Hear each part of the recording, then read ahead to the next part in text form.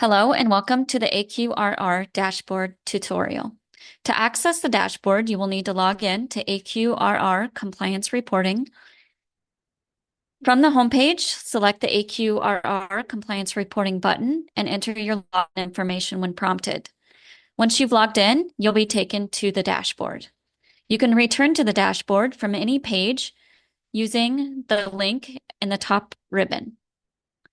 The information displayed in this video is from a test server, and the reports shown were generated by DNR staff for demonstration purposes only.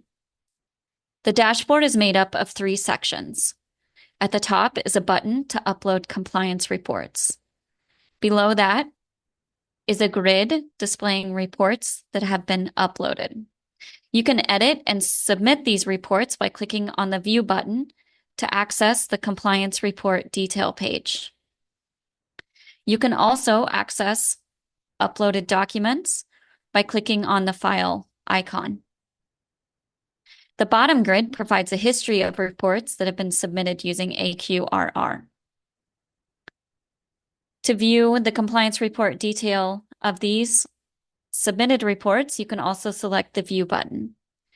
Both grids have a search function that allow you to narrow the results shown based on keywords such as NSPS or even facility number.